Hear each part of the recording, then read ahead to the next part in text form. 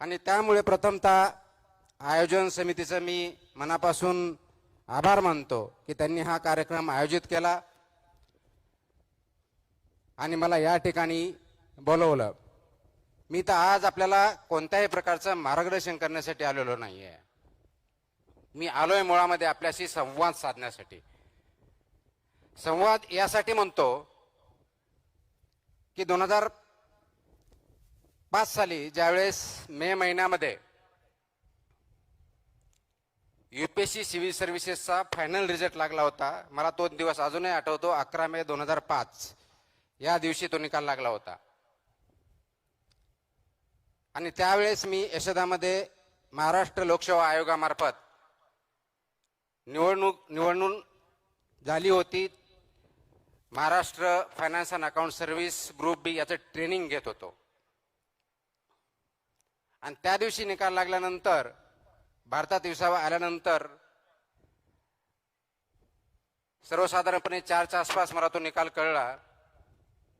आणि 3:59 बरोबर असलेले क्लास 1 अधिकारी, मी क्लास 2 होतो, अगोदर तुकाराम म्हणून हाक मारायचे आणि 4 वाजता सर म्हणून हाक मारायला लागले.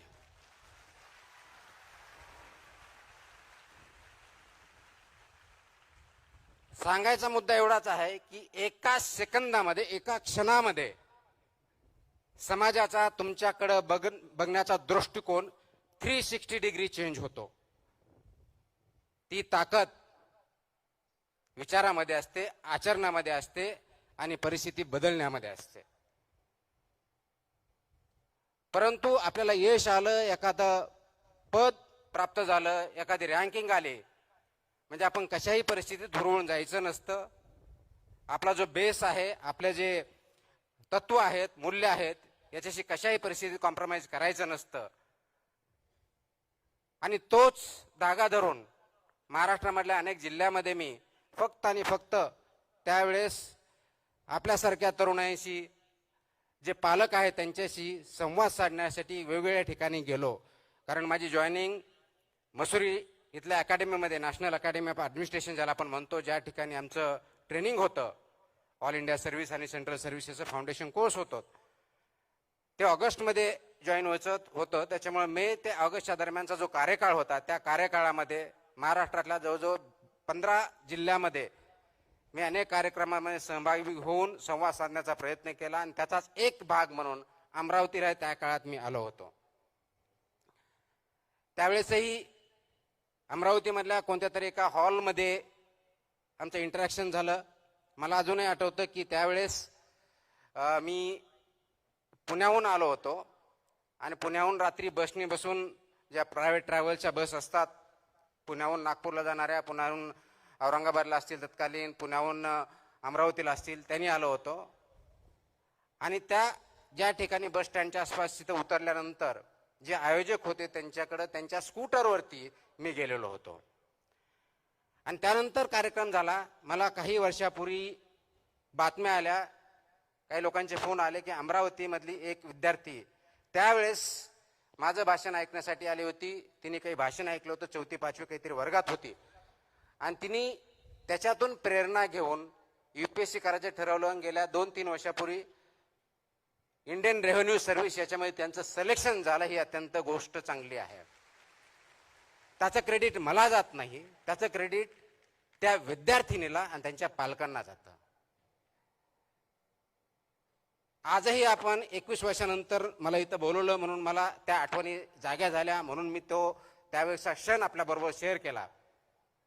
परंतु गेल्या 21 वर्षाच्या सेवेमध्ये विचार करत असताना अनेक चढ उतार आले. ते प्रत्येकाच्या जीवनात येतात, कोणत्याही प्रोफेशनमध्ये येतात. विद्यार्थी म्हणून येतात, पालक म्हणून येतात, नोकरदार वर्गाला येतात, उद्योजकांना येतात, शास्त्रज्ञांना येतात, राजकीय व्यक्तींनाही येतात.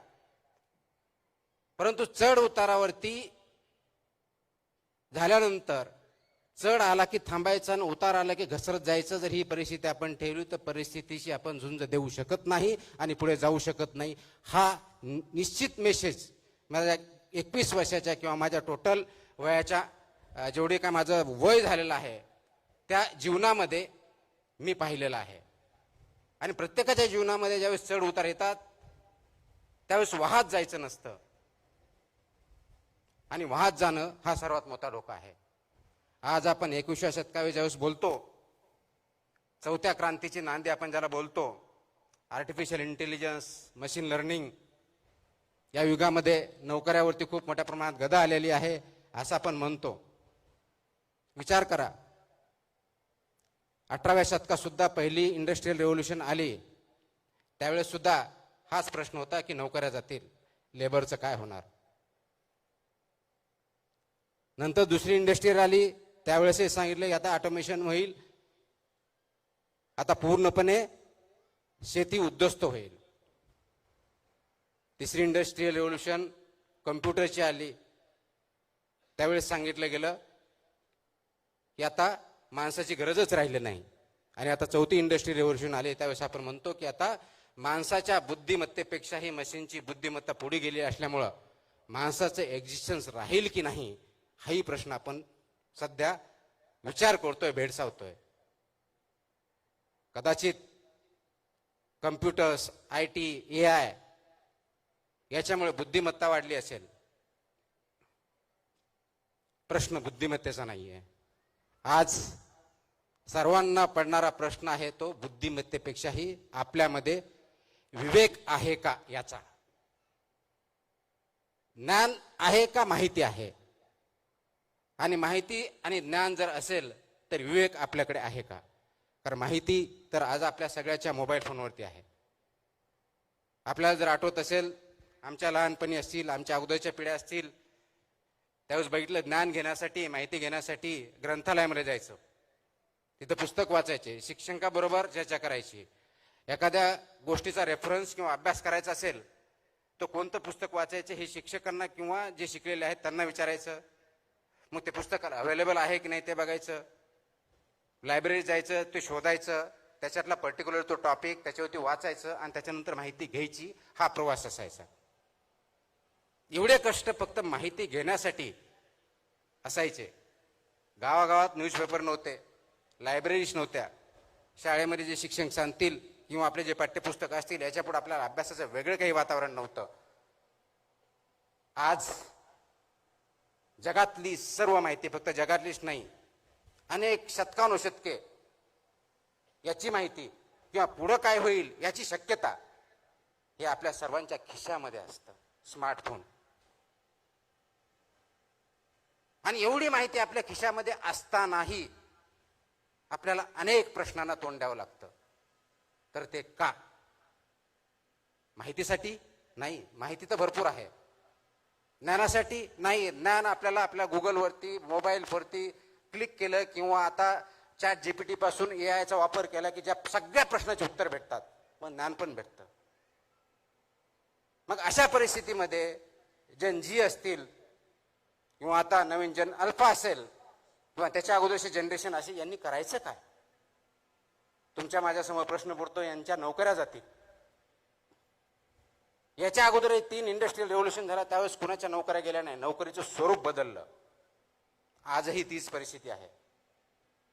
आणि म्हणून ज्ञान घेण्यासाठी जी धडपड करावी लागत होती ती आता करण्याची गरज नाही, कारण ते तुमच्या पॉकेटमध्ये अवेलेबल आहे.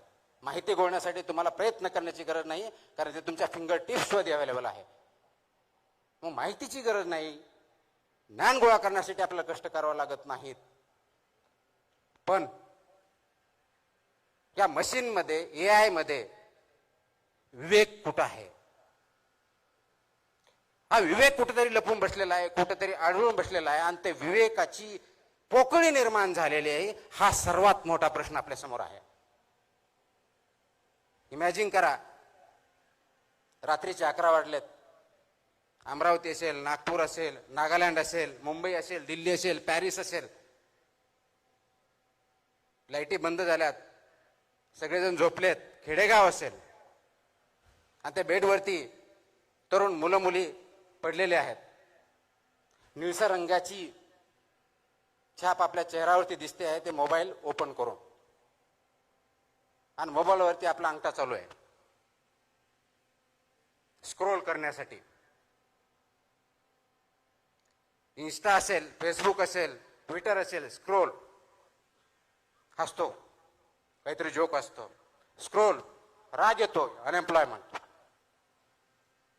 स्क्रोल, कोणतरी नट नट येते, एकदम चांगलं श्रीमंत, मत्सर वाटतो, आईवडिलांसारखं येतो, त्याच्याकडे गाडी दिसते, कुटुंबाला बंगला दिसतो, प्रश्न पडतो, मी कुठं आहे? माझा मार्ग तर चुकला नाही ना? मी कुठं कमी पडतोय? लगेच माझं कंपॅरिझन सुरू होतं. पुन्हा बरोबर, मोठ्या गाडी बरोबर, हिरो हिरोईन बरोबर, फोटो जे खूप चांगले आहेत, सुंदर आहेत, अत्यंत अट्रॅक्टिव्ह आहेत, त्याच्याशी कंपॅरिझन होतं. आणि त्या मोमेंटला आपल्यामध्ये न्यूनगंड सुरू होतो. आज सर्वात मोठा धोका तरुण पिढीला आणि आई वडिलांना सतावत असेल तर आत्ताच्या पिढीमध्ये तयार झालेला हा न्यूनगंड आहे. आणि सर्वात मोठा प्रश्न आपल्याला सोडवायचा आहे. मग याच्यावरती अनेक वेळेस बोललो तर जनजी आळशी आहे, मोबाईल शिवाय त्यांना कळत नाही, रिअल वर्ल्ड कळत नाही, यांना माणूस म्हणून जगण्याची आवश्यकताच वाटत नाही, ते वेगळ्याच विश्वात राहतात, अशा प्रकारचं क्रिटिसिझम केलं जातं. आणि ते मला वाटतं योग्य नाही. आपण डिजिटल युगात राहतो, मोबाईल पासून दूर जाण्याची गरज नाही, पण कुठेतरी चुकतोय, तो कुठं चुकतोय हे बघण्याची गरज आहे. आणि म्हणून गरज कशाची आहे तर ह्या युगामध्ये ज्यावेळेस तुम्ही स्क्रोल करता, ज्याच्यामुळे तुम्हाला न्यूनगंड तयार होतो, तर ते अंडरस्टँड करण्याची, अप्रिशिएट करण्याची गरज आहे. हा जो न्यूनगंड तयार झाला, तुम्ही कम्पेअर करताय कुणाशी? रील मधले असलेल्या हिरो हिरोईनशी, रील मध्ये असलेल्या फोटोशी. जो फोटो काढलाय सर्वात चांगला आहे, सुंदर आहे, तो एक फोटो रीलवर येण्याच्या अगोदर कमीत कमी 5, 50, 25 वेळेस क्लिक केलेला आहे, त्याला डेव्हलप केलेलं आहे. आणि फक्त चांगली बाजू, सर्वात चांगली बाजू आपल्या समोर आलेली आहे. ते 50 फेल झालेले प्रयत्न मात्र तुमच्या समोर आलेले नाहीत. अत्यंत चांगला विनोद आहे, त्याच्यावरती आपण हसतो, मनातून कळकळून असतो, पण तो तसा डायलॉग टाकण्याच्या अगोदर, डायलॉग बोलण्याच्या अगोदर, तो फेकण्याच्या अगोदर त्यांनी कधी 100-200 वेळा त्याची प्रॅक्टिस केलेली, वर्षानुवर्षे केलेले, ते फेलियर्स आपल्या समोर येत नाहीत. आपल्या समोर फक्त सक्सेस दिसतं. कदाचित त्याच भाषेत वेगळ्या पद्धतीने सांगायचं तर आज मी तुमच्या समोर एक वरिष्ठ संधी अधिकारी म्हणून दिसतो. मला बऱ्याच उपमा दिल्या गेल्या, मला वाटत त्याच्यातले कोणत्याही उपमेचं मी लायकी नाही आहे. परंतु ज्यावेळेस मी यशस्वी झालो 2005, त्याच्या अगोदर पासून, म्हणजेच 1997, 1998, 1999 या 3 प्रयत्नामध्ये मी फक्त इंटरव्ह्यू पर्यंत पोहोचू शकलो होतो. यशाने अपयशाने खचून गेलो होतो. आणि म्हणून तुमच्या माझ्यासारखा विचार करताना हा विचार केला की नाही, आता 2000 आपण इंटरव्ह्यू झालो, सिलेक्शन नाही झालं, म्हणून आपल्या हातात काहीतरी असावं, म्हणून विचार करून परत एमपीएससी दिली 2000ची, आणि त्याचा फायनल रिझल्ट 2003ला लागला. 4 वर्षे त्याच्यामध्ये गेली. आज कदाचित त्याच्यावरती विचार होऊ शकतो की ते योग्य होतं, अयोग्य होतं. आणि मग 2003ला रिझल्ट लागल्यानंतर मधल्या काळामध्ये मी लेक्चरशिप पण केली, वेगवेगळ्या नोकऱ्या पण केल्या, आणि 2004चा अटेम्प्ट देऊन फायनल सिलेक्शन झालं. तर आज फक्त सक्सेस दिसतंय. याच्या पाठीमागचे फेलियर्स, अपयश, याचा अभ्यास आपण कधी करणार आहोत का? आणि ते अभ्यास जर केलं, कारण आज कदाचित माझा फोटो तुमच्या समोर येत असेल, तुम्ही बघण्याचा प्रयत्न करत असेल, मीडिया छापत असेल, काही व्यक्ती बोलत असतील, कुणी चांगलं बोलत असेल, कुणी वाईट बोलत असेल, तर यश याच्या अगोदर अपयश यायलाच पाहिजे याची गॅरंटी नाही, आवश्यकता नाहीये. पण अपयश आलं आणि तुम्ही जर माझ्याशी कम्पेअर करायला लागले, त्या हिरो हिरोईनशी कम्पेअर करायला लागले, बिलियनरशी कम्पेअर करायला लागले, आणि तो न्यूनगंड आला आणि त्या न्यूनगंडावरून आपण चुकीचे निर्णय घेतले, तर ते मात्र शोकातिंगा या समाजाची ठरेल, तरुण वर्गाची ठरेल. आणि ती शोकातिंगा आपल्या सर्वांना होऊन द्यायची नाही, यासाठी हा संवाद करणार आपल्या समोर आलेलो आहे मी.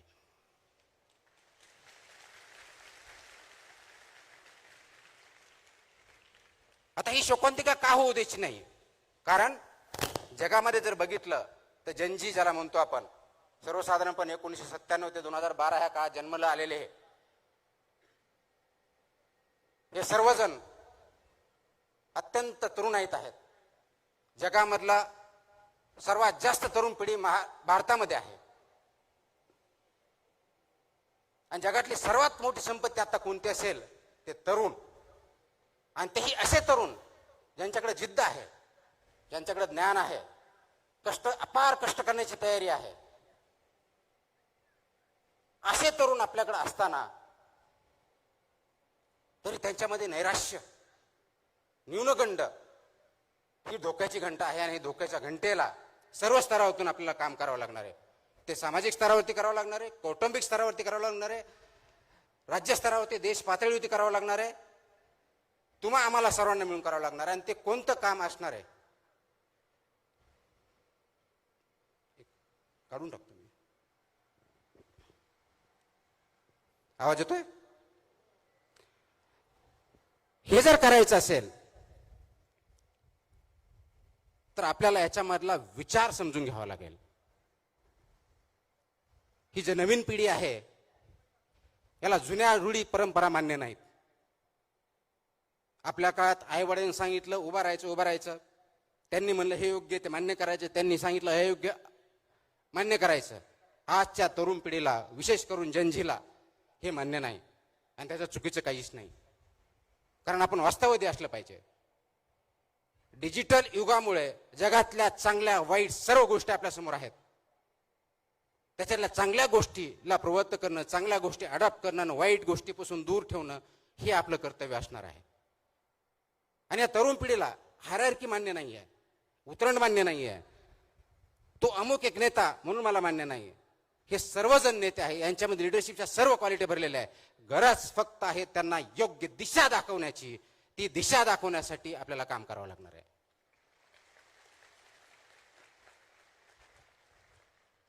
आणि म्हणून आज जी दशा आपण बघतोय, दशातून दिशाकडे कसं जायचं, आणि ही जर दिशा आपण दाखवू शकलो तर जगाला आपण दिशा दाखवून जगामध्ये आपली सार्वभौम सत्तेसारखं जगातला सर्वात पॉवरफुल राष्ट्र बनवायला जास्त वेळ लागणार नाहीये. आणि ते करण्यासाठी दिशा कशी द्यायची? कुणी म्हणेल आम्हाला नोकऱ्या भेटत नाहीत. अग्रीड, नोकरीसाठी प्रयत्न केलेच पाहिजेत. नोकरीसाठी प्रयत्न करताना, कारण नोकरी भेटली म्हणजे फक्त तुम्हाला पगार भेटत नाही, त्या पगारावर तुम्हाला प्रतिष्ठा पण भेटते, स्टॅबिलिटी पण येते, विचार पण येतात. आणि सर्वात महत्वाचं त्या नोकरीच्या माध्यमातून असेल तुम्ही समाजाला कॉन्ट्रीब्यूट करणं, तुमच्या हातून चांगलं काहीतरी घडणं हे अपेक्षित असतं. त्यासाठी नोकरी आवश्यक असते. परंतु फक्त नोकरी एवढ्या पुरतं पाठिंबा न लागता नोकरी मागण्याबरोबरच नोकरी देणारे पण तयार होणं गरजेचं आहे. कारण ते सरकारी नोकरी असेल का प्रायव्हेटमध्ये, त्याला लिमिटेशन्स आहेत. म्हणून उद्योजक पण बनवावे लागतील. पण सर्वजण उद्योजक बनू शकत नाहीत. काही जणांना शास्त्रज्ञ पण बनावं लागेल, काहींना शिक्षक बनावं लागेल, डॉक्टर बनावं लागेल, इंजिनियर्स बनावं लागेल. वेगवेगळ्या क्षेत्रामध्ये संधी आहेत. परंतु सर्वात महत्वाची जी गोष्ट आहे ती फक्त नोकरी देणं किंवा नोकरी तयार करणं एवढी नाही, तर समाजामध्ये विचार करण्याची प्रवृत्ती जोपासावी लागेल आणि वाढवावी लागेल. कारण आज फास्ट फॉरवर्ड स्क्रोलिंग, व्हॉट्सअप आलं की पुढे फॉरवर्ड करणं, या युगामध्ये आपण विचार करण्याचं थांबवलं आहे. तर विचार जो थांबवला आहे त्याला थांबवून विचार करण्याची प्रवृत्ती वाढीस घालावी लागेल. त्यासाठी आज आपल्याला विचार मंथन करावं लागेल आणि ते आपण सर्वांमध्ये बिंबवणं गरजेचं आहे. आपण जीवनामध्ये काम करत असताना, लहानपणापासून मोठे होत असताना आई वडिलांबरोबर इंटरॅक्शन करतो, समाजामध्ये वावरतो, मित्रांबरोबर चर्चा करतो. दिवसभरातले 24 तास जे असतात ते कोणत्या ना कोणत्या कार्यामध्ये आपण मग्न असतो. ते काम असतं की नसतं भाग वेगळा, मग्न असतो. एक स्टडी आहे, त्या स्टडीमध्ये सांगितलं की इंडियामधला तरुण सर्वसाधारणपणे दिवसातले 7 ते 9 तास हा स्क्रीनवरती घालतो. 7 ते 9 तास. आता 7 ते 9 तास ज्यावेळेस स्क्रीनवरती घालतो, त्या स्क्रीनवरती एक स्क्रोल केल्यानंतर, एक अंगठाने एका बोटाने तुम्ही एक स्क्रोल केल्यानंतर किंवा फॉरवर्ड केल्यानंतर विचार करतो का की आज ज्या जोकवरती मी हसलोय त्याचं अल्गोरिदम ऑलरेडी तिथं टिपलं जात आहे. ज्या फोटोवरती मी नॉट लाईक म्हटलंय तो परत आपल्या समोर येणार नाहीये. ज्याच्यावरती मी टीका केली आहे ते रोज रील्स मला परत भेटणार नाही आहेत. ज्याला मी लाईक केलंय ते सर्व माझ्या समोर येणार आहेत. आणि हे 2-3 दिवस झालं की आपल्या मोबाईलवर फक्त आणि फक्त आपल्याला जे आवडतं तेच रील्स यायला, बातम्या यायला, स्क्रोल्स यायला चालू होते. आणि मग आपण स्वमग्न होतो त्याच्यामध्ये. 2 तासाचे 4 तास, 4 तासाचे 9 तास, 9चे 12 तास काय होतात कळत नाही.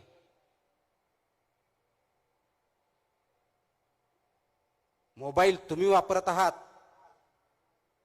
का तुम्हाला मोबाईल वापरतोय हा खरा प्रश्न आज आहे.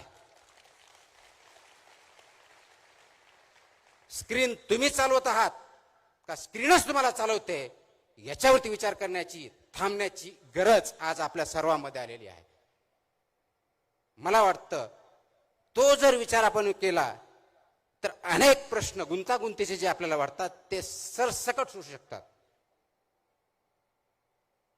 आणि म्हणून यामुळे काय झालं, मला जे आवडतं ते मी ऐकतो, मला जे आवडत नाही ते माझे शत्रू होतात. विचार वैविध्य होत नाही. लगेच तंटे भांडणं व्हायला सुरुवात होतात. ज्यावेळेस विचार असतो त्यामध्ये विविधता असते. मला जे आवडतं त्याच्या व्यतिरिक्त कोणीही बोलला तो माझा शत्रू, मित्र दूरचा शत्रू, वादविवाद पण नाही. आणि आज आपण जर जगाचा इतिहास बघितला, अगदी शेकडो वर्षाचा बघितला, प्रत्येक वेळेस प्रत्येक शतकात वॉर झालेले आहेत. कधी दगडाने झाले, कधी तलवारीने झाले, कधी बॉम्बगोळ्याने झाले, वर्ल्ड वॉर झाले, केमिकलचे वॉर झाले. आत्ताही जगामध्ये काही ठिकाणी वॉर्स चालू आहेत. पण आज सर्वात मोठं अस्त्र आणि शस्त्र आपल्याकडे जर असेल जगामध्ये आणि ते वापरलं जात असेल युद्धाच्या भूमीवरती तर ते विचारांचं शस्त्र आहे. आणि तो विचार ह्या रील्सच्या माध्यमातून, अल्गोरिदमच्या माध्यमातून तुमच्यापर्यंत पोहोचवला जातोय. तुमचा डोपामाइन इन्क्रीज केला जातोय. आणि हे सगळं अल्गोरिदम सिलिकॉन व्हॅलीमध्ये ज्या कंपन्या बनवतात त्यांना 100% माहिती आहे. आणि त्या अनुषंगानेच हे अल्गोरिदम बनवलेलं आहे, ह्या रील्स बनवलेल्या आहेत. आणि त्याचा बळी तुम्ही आणि मी, आणि विशेष करून भारतासारखा देश ज्या ठिकाणी सर्वात जास्त तरुण मंडळी आहेत त्या ठिकाणी होतोय.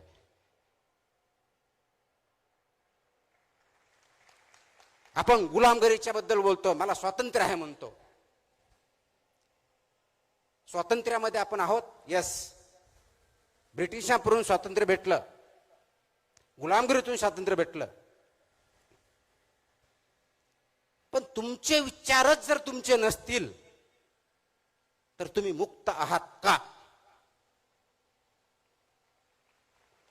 का एका गुलामगिरीतून जाऊन, फिजिकल कष्टाच्या गुलामगिरीतून जाऊन विचारांच्या गुलामगिरीत तुम्ही आणि मी गुरफटले गेलोत का? याच्यावरती विचार करणं आणि कार्य करण्याची वेळ आलेली आहे. आणि ती आपण स्वतःहून ओढून घेतलेली आहे. त्यावरतीच आपल्याला सर्वांना काम करायचंय, जागं व्हायचंय, जागं करायचंय. आणि म्हणून अल्गोरिदम जे आपल्याला आवडतं तेवढंच न बघता, फक्त माहिती न घेता, फक्त नॉलेज न घेता, इथंच विवेक जागा करायचा आहे, इथंच विवेकवादी विचार करायचा आहे. इथं थोडं थांबायचंय, पॉज घ्यायचा आहे. मी अनेक वेळेस बोलतो, पॉज घ्या. जो प्रवाह चाललाय, रील्स असेल, आपण जीवन चालत असू, घरामध्ये वागत असू, आणि सो कॉल्ड आपण वादविवाद करूचो, वाद होतच नाहीत, खूप मोठ्या प्रमाणात भांडणच होतात. विचारांची देवाणघेवाण होत नाही, फक्त देवाण होते. आपण ऐकतच नाही, फक्त आवाज करतो. ऐकण्याची सवय नाही राहिलेली. का? मला तेच बघायचे, तेच ऐकायचे, तेच करायचे जे मला आवडतं. त्या गुलामगिरीत आपण जर फसलो आहोत तर त्याच्यातून बाहेर येण्यासाठी एकमेव मार्ग ज्ञानाच्या पलीकडे जाऊन तो मशीनमध्ये नाही आहे, तो अल्गोरिदम मध्ये नाही आहे, तो AI मध्ये नाही आहे, आणि तो म्हणजे फक्त आणि फक्त विवेक हा आहे. आणि ते विवेकाची कास घेणं, कास धरणं आणि त्याच्यावरती चालणं ही अत्यंत महत्वाची गोष्ट आहे. महाराष्ट्र राज्याला खूप मोठा इतिहास आहे.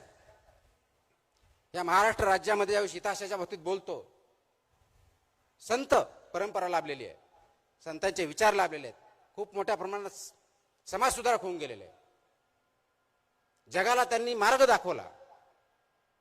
महात्मा ज्योतिबा फुले, सावित्रीबाई फुले, शाहू महाराज, छत्रपती शिवाजी महाराज, डॉक्टर बाबासाहेब आंबेडकर, कित्येक नाव आपण घेऊ शकतो. त्यांनी समाजामधल्या वेगवेगळ्या प्रतिष्ठा, चुकीच्या गोष्टी याच्या विरुद्ध काम केलं, विचार मांडले, त्याच्यासाठी शक्य अशक्य प्राय सगळ्या गोष्टी सहन केल्या, आणि आज आपण त्यांच्यामुळे पुढे आहोत. परंतु त्यांनी दाखवलेल्या मार्गावरती आपण चालत आहोत का, हा विचार करण्याची वेळ तुमच्या माझ्यावरती आलेली आहे. गुलामगिरीचे आसूड हे पुस्तक वाचलं, किंवा डॉक्टर बाबासाहेब आंबेडकरांचे अनाहिलेशन ऑफ कास्ट वाचलं, किंवा शिवाजी महाराजांचं स्वराज्याचं स्वप्न बघितलं, महात्मा गांधींचं अहिंसा सत्य हे प्रिन्सिपल जर बघितले, याच्या किती प्रिन्सिपल्स होती, तत्वावरती आपण वाटचाल करत आहोत, हा प्रश्न प्रत्येकाने स्वतःला विचारायचा आहे. जयंत्या खूप साजरा करतो, विचार, कारण जयंत्या साजरा करण्यासाठीही फक्त फूल, त्याचे रील आणि रील फॉरवर्ड याच्या पलीकडे आपण जात नाही. पण त्यांचे विचार आचरणासाठी आपण काय करतोय, हा खरा प्रश्न आहे. आणि ह्या विवेकवादी होण्यासाठी आपल्याला थोडं थांबावं लागेल.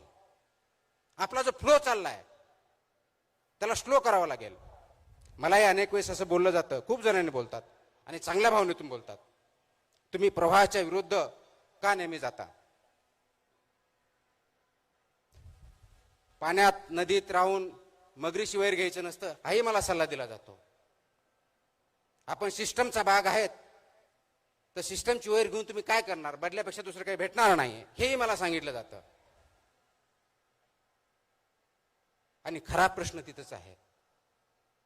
ना मी सिस्टमच्या विरोधात असतो, ना मगरीशी माझं वैर असतं, ना मला कुणाविरुद्ध काही भांडण करायचं असतं.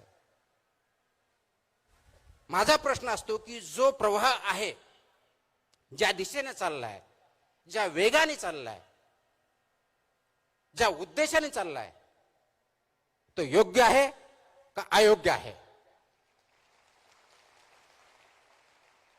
याच्यावर आपण थोडं थांबूया. 10 सेकंद, 5 सेकंद, 15 सेकंद, 30 सेकंद एवढा विचार करूया. आपण करतो का?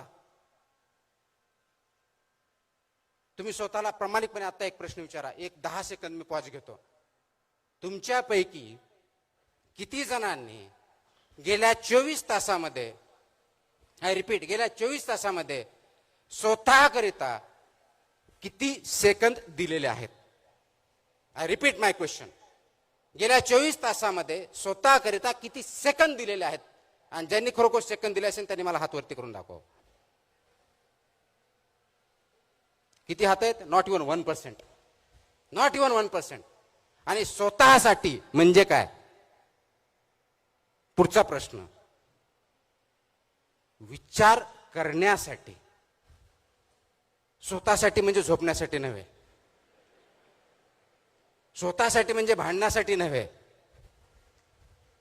आणि विचार कोणता?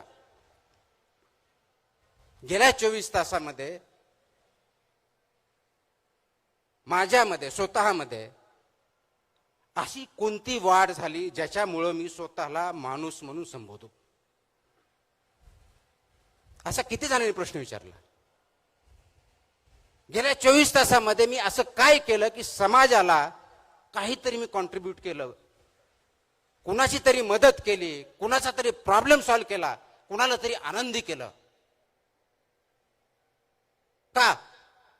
मी सिनेमाला गेलो, मी बघितलं, मी खेळलो, हा स्वतःसाठीचा वेळ नाहीये. तुम्ही 24 तासामध्ये किती ग्रो झाला, विचाराने असेल, आचरणाने असेल, कॉन्ट्रीब्युशन समाजामध्ये चांगला बदल घडवण्यासाठी असेल, किती जण प्रश्न विचारतात. आणि जर याचं उत्तर नसेल तर त्याचा अर्थ एवढाच आहे, तुम्ही माणूस म्हणून जगत नाहीत, तर प्रवाहामधला एक ओंडका म्हणून जगत आहात. जिकडं वारं जाईल, जिकडं राहिलं त्या ठिकाणी काम करतायत.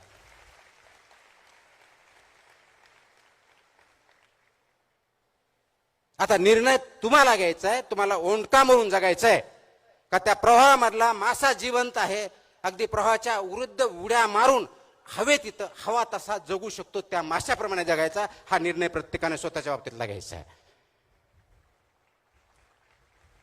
ओंडक्याला अस्तित्व नाहीये. लाट आली तिकडे जाईल, मोठी लाट आली तर नदीच्या बाहेर पडेल, संपला. माशाला अस्तित्व आहे, तो जिवंत आहे म्हणून तो उड्या मारतो. ज्या ठिकाणी जायचे त्या ठिकाणी जातो, ज्या ठिकाणी अन्न खायचे त्या ठिकाणी खातो. पण हे करत असताना नदी पोल्युशन करत नाही, प्रदूषित करत नाही, एन्व्हायरमेंटचा प्रोटेक्ट करतो, डायव्हर्सिटी बघतो. आपण करतोय? खूप मोठा प्रश्न आहे. मग तुमच्यामध्ये असा प्रश्न विचारेल की तुम्ही नवीन पिढीवरती टीका करताय. मी बिलकुल टीका करत नाही. रादर नवीन पिढी जी आहे ती अत्यंत हुशार आहे, कष्टाळू आहे, इनोव्हेटिव्ह आहे, नाविन्यपूर्णता त्याच्यात आहे. म्हणजे हे सगळं असतानाही हे प्रॉब्लेम का, हा प्रश्न मला पडतो, शासनालाही पडतो, समाजालाही पडतो, आई वडिलांनाही पडतो. आणि हे सगळं असल्यामुळे आणि याच्यावरती मात करण्यासाठी आपल्याला जी गरज आहे ती दिशा दाखवण्याची.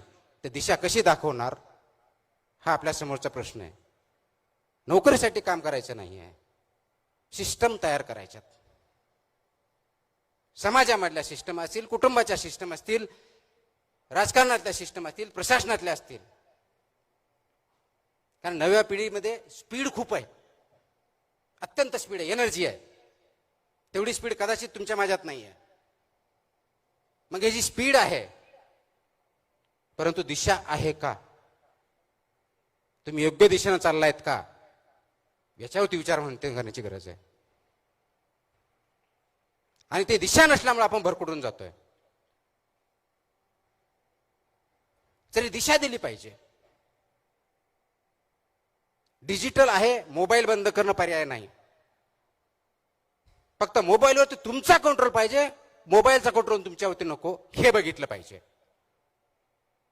आणि हे जर करायचं असेल तर या नवीन पिढी ज्या संक्रमणातून जाते ते आपण ऍक्सेप्ट केलं पाहिजे. आज आपली तयारी ती आहे का समाजाची? मला वाटतं बऱ्याच अंशाचं उत्तर नाही असं आहे. आणि म्हणून प्रॉब्लेम निर्माण झालेला आहे. ही जी संक्रमण अवस्था आहे समाजाची आहे, ही संक्रमण अवस्था नव्या पिढीची आहे. त्यांना जे गोष्ट ध्येय गाठायचे आहेत त्यासाठी ते धडपड करतायत. ही एनर्जी जी आहे ती एनर्जी चॅनलाइज करायची आहे. कारण अनकंट्रोल ऊर्जा जी असते त्याच्यामधून स्फोट होऊ शकतो, पण ती जर कंट्रोल केली तर त्याच्यामधून पाहिजे ती एनर्जी ज्या उद्देशासाठी करायची ती आपण तयार करू शकतो.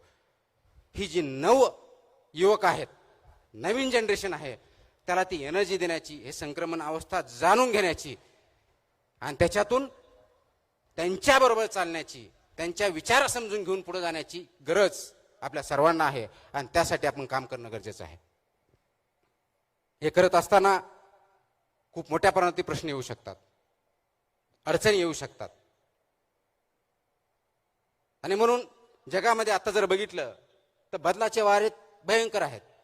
काही दिवसापूर्वी भारतामध्ये खूप मोठ्या प्रमाणावरती आंदोलन झालं.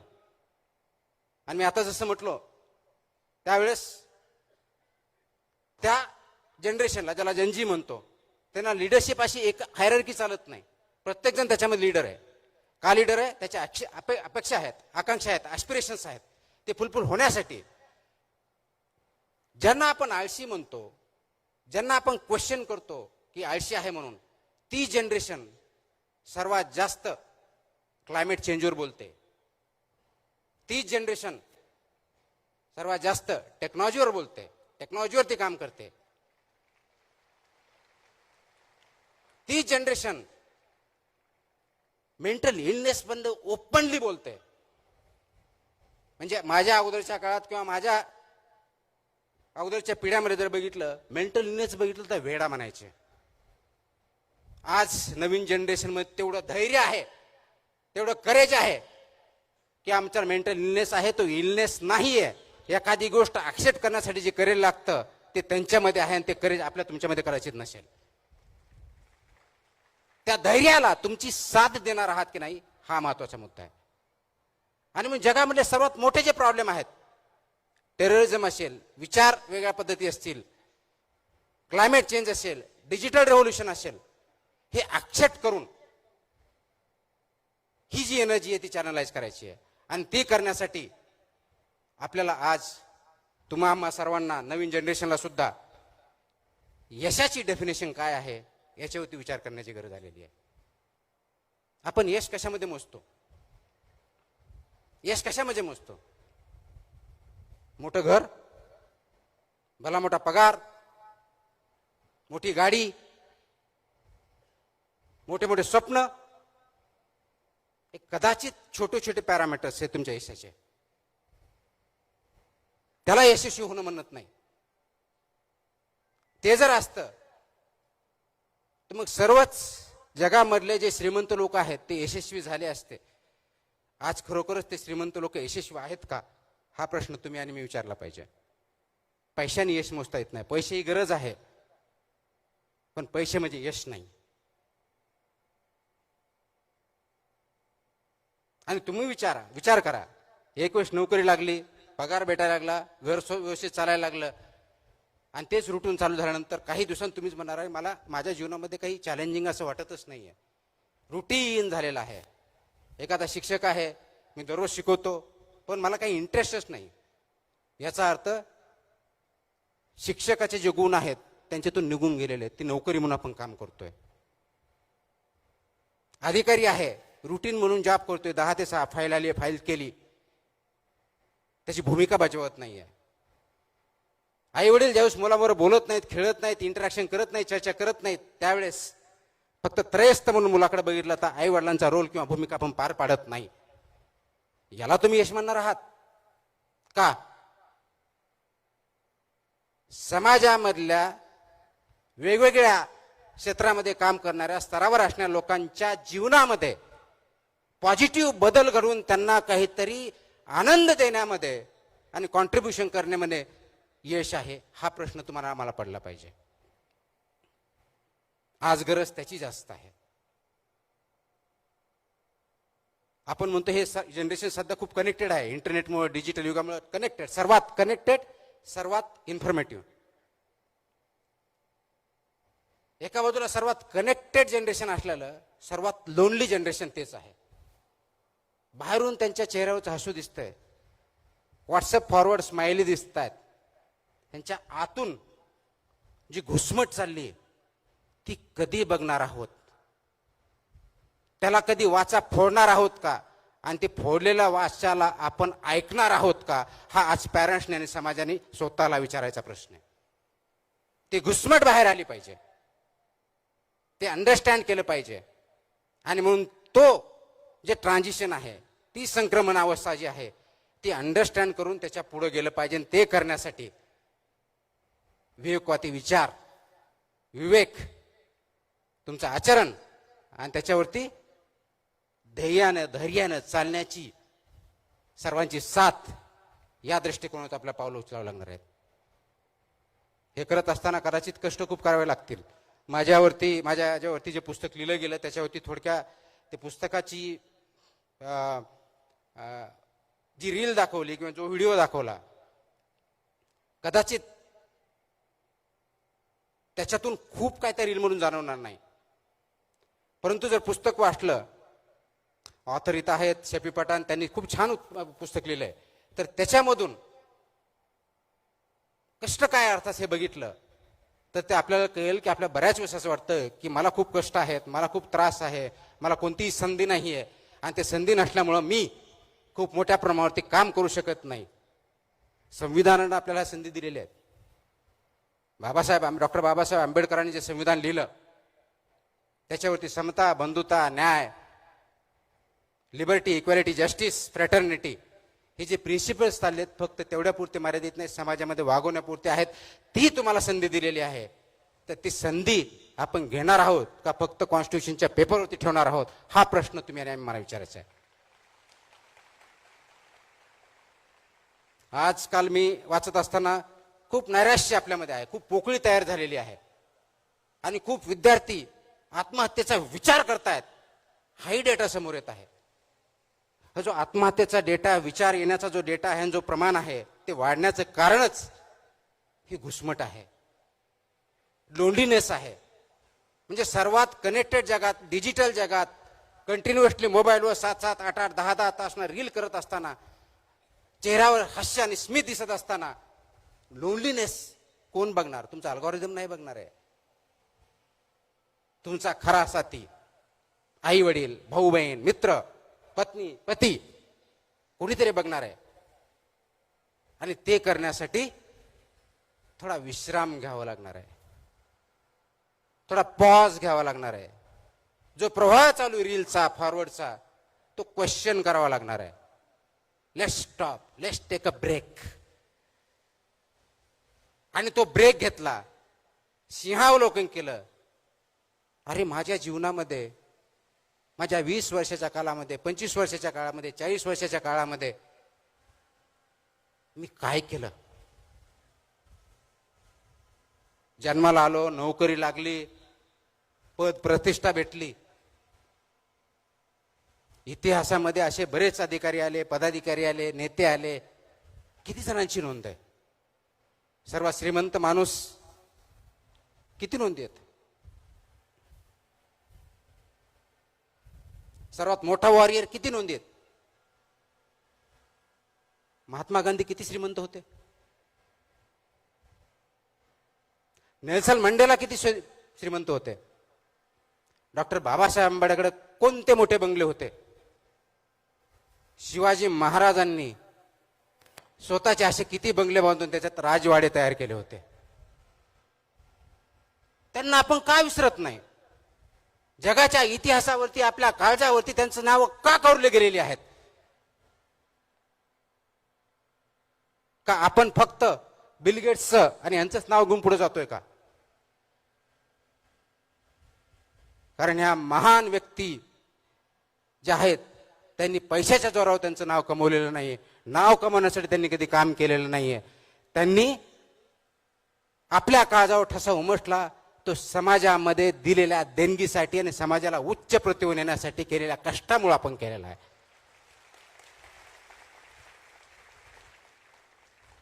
इमॅजिन करा, डॉक्टर बाबासाहेब आंबेडकरांनी आपल्याला लोकशाहीमध्ये प्रत्येकाला, ज्या कॉन्स्टिट्युएंट असेंब्लीने नेहरूपासून आंबेडकरांपर्यंत सर्वजण होते, सरदार पटेल होते, मौलाना अबुल कलाम आझाद होते, या सर्वांनी जे कॉन्स्टिट्यूशन त्यांनी प्रत्येकाला तत्कालीन 21 वर्षानंतर 18 वर्षाच्या वर त्याला प्रत्येकाला मतदानाचा अधिकार दिला. तो जर अधिकार नसता तर तुम्हाला आज आपल्याला हवं तसं शासन निवडता आलं असतं का? याचा विचार करा. आणि आज त्याच लोकशाहीमध्ये, ज्याची खूप सोपी डेफिनेशन अब्राहम लिंकनजी केलेली आहे, government of the people, by the people, for the people. Simple, सगळ्यांना पाठ आहे, अगदी 4थीच्या मुलाला दिलं तरी पाठ आहे. पण त्याचा अर्थ कधीतरी समजून घेतलाय आपण? ह्या 3 गोष्टी आहेत: government of the people, by the people, for the people. आता याच्यामधला ऑफ द पीपल 2 मिनिटासाठी आपण बाजूला ठेवूया. गव्हर्नमेंट बाय द पीपल म्हणून, म्हणजे निवडून देणारी जनता, ज्याच्यामधून लोकशाही, ज्याच्यामुळे आपण शासन निवडतो, ते लोक आतून खोकले असेल तर काय होणार? जे की बऱ्याच अंशी आज खरं आहे. आतला जो खोकलेपणा आहे ते मतदार आहेत, तो तुम्ही आणि मी आहोत. जे हॉलोनोस आहे हे मतदार आहोत आपण, जी डेमोक्रेसीचा राईट, फ्रँचाईज म्हणतो ज्याला, मतदानाचा अधिकार वापरत आहोत. खोकला आहे, आपल्यामध्ये कोणतीही नतिमत्ता नाहीये, कोणताही विचार नाही, जिकडे फ्लो चाललाय तिकडे चाललोय, ओंडक्या सटका. आणि त्याच्या आधारावरती ही लोकशाही, हे शासन, आपण कोणतंही जे असेल, मी पार्टीबद्दल बोलत नाही, मी लोकशाही आणि शासन या पद्धतीबद्दल बोलतोय. ज्या खोकल्या विचारांनी जर आपण निवड केली तर ते शासन, ती लोकशाही कुणासाठी असेल? जो तिसरा प्रश्न आहे, government of the people, by the people, for the people, त्या खोकल्या लोकांसाठीच असेल, हे आपण का सविस्तरपणे विसरत आहोत? हा प्रश्न आपण स्वतःला विचारायचा.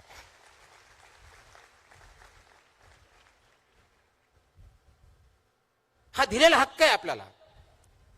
आणि लोकशाही म्हणजे फक्त मतदार नव्हे.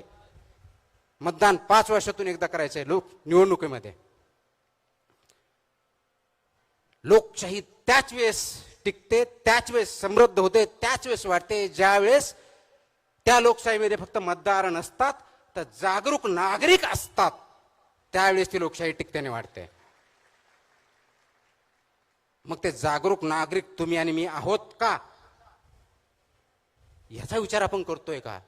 का फक्त मतदानाच्या वेळेस 60च्या ऐवजी 80% मतदान झालं म्हणजे आमची लोकशाही प्रगल्भ झाली, ह्या घोषणा देण्यापूर्वच मर्यादित आहे का?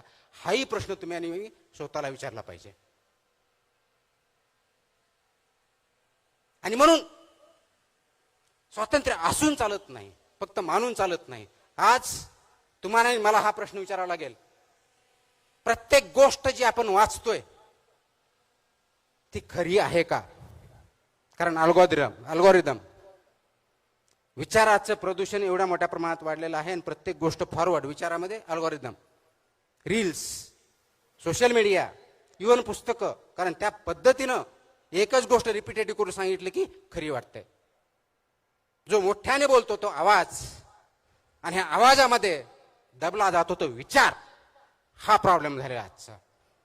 आज आवाज वाढला पाहिजे का विचार, हा प्रश्न आपण कोणी विचारत नाही. आवाज मोठा कुणाचा, विचार कुणाचा, हा प्रश्न आपण विचारत नाहीये.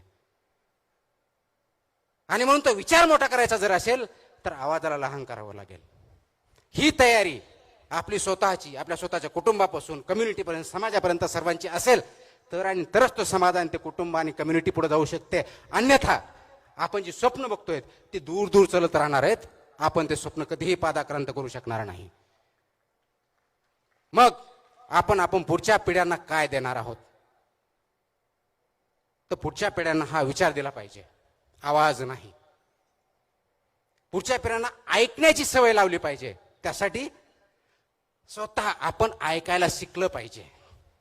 अगोदर मला ऐकावं लागेल, त्यांचं म्हणणं काय, त्यांची ट्रान्झिशन काय, इच्छा काय, आकांक्षा काय, अपेक्षा काय, त्यांच्या अडचणी काय आहेत, ते ऐका, त्याच्यावरती विचार करा. आणि मग त्यासाठी आवश्यक असलेला सिस्टम तयार करा आणि त्याच्यावरती पादांकरण करण्याचा आपण सर्वांनी प्रयत्न केला पाहिजे. तरुण मित्रमैत्रिणींनो, तो खूप मोठ्या संख्येने आलात, मला माहिती खूप वेळ झालेला आहे. मला आता सांगण्यात आलं की जी स्पर्धा घेतली त्यासाठी कोल्हापूरची मुलगी, लातूरची मुलगी प्रथम आली. ती तिच्या आईवडील असेल इथं लातूरहून इथं आलेली आहे आणि त्यांना बक्षीस फक्त सर्टिफिकेट देणार आहेत माझ्या माहिती, आणि पुस्तकाच्या पेक्षा वेगळं काही नाही. हा विचार जर तिला घेऊन येत असेल तर त्याच्यापेक्षा दुसरा विचार करण्याची आवश्यकता नाही, हे महत्वाचं आहे.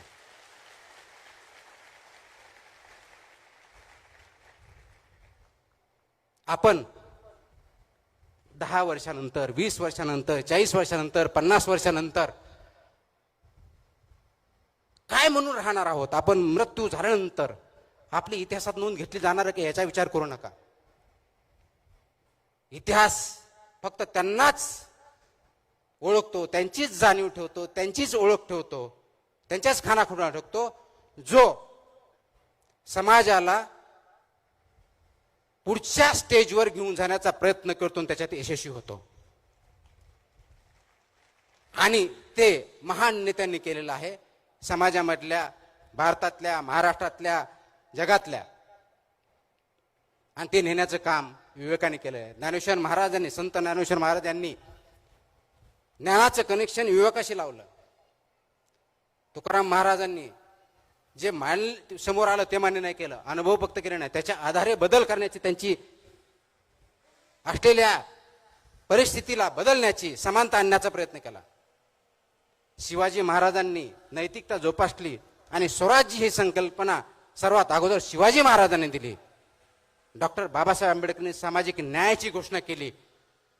पण हे सगळं करण्याच्या अगोदर त्यांच्या मनात तो विचार आला आणि त्या विचारावरती त्यांनी काम केलं म्हणून हे त्यांना शक्य झालं. 21व्या शतकातला भारत समाज किंवा स्वतः तुम्ही आणि तुमची पिढी, तुमचे मुलं हे घडवायचे जर असतील तर प्रथमतः गरज काय असेल तर तुमच्यामध्ये तो विचार येण्याची, त्याच्यावरती रुजवण्याची आणि त्याच्यावरती काम करण्याची. ही तयारी तुमची, माझी, समाजाची आणि नवीन जनरेशनची आहे का, हा प्रश्न तुमच्या समोर आहे. आणि ही जर विचार करण्याची प्रवृत्ती नसेल, रुजवण्याची साठी प्रयत्न करणार नसाल, याच्यामध्ये सहभागी होणार नसाल, तर आपण जो जगामधला सर्वशाली देश बनण्याचं स्वप्न बघतोय ते तर दूर राहा. आपण स्वतःही कुटुंबही तेवढं सर्वशाली, महान किंवा शक्तिशाली होणार नाही. ही क्लिअर कट अधोरेखित करण्याची गोष्ट आहे. आणि म्हणून त्या दृष्टीनं काम करण्यासाठी आज आपल्याला काही गोष्टी मान्य कराव्या लागतील, त्याच्यावरती काम करावं लागेल. आणि ते सर्वात महत्वाची माझ्या दृष्टिकोनातून जी गरज आहे ती समाजामध्ये नैतिकता या गोष्टीची आहे. नैतिकता जोपर्यंत वाढत नाही, नैतिकता जोपर्यंत अंगीकारत नाही, तोपर्यंत त्या समाजाचा, त्या कुटुंबाचा, त्या कम्युनिटीचा जगात कधीच उद्धार झालेला नाही. असे अनेक उदाहरणं आतापर्यंत आहेत. ती नैतिकता म्हणजे काय? नैतिकता फक्त ज्यावेळेस कन्व्हिनियंट होईल त्यावेळेस वापरायची आणि बाकीच्या वेळेस खुंटीला टांगून ठेवायची, ती नैतिकता नसते. नैतिकता ती असते ज्यावेळेस तुम्ही खरोखर अडचणीत असता त्यावेळेस सुद्धा ते प्रिन्सिपल, ते व्यक्ती, ती व्हॅल्यू,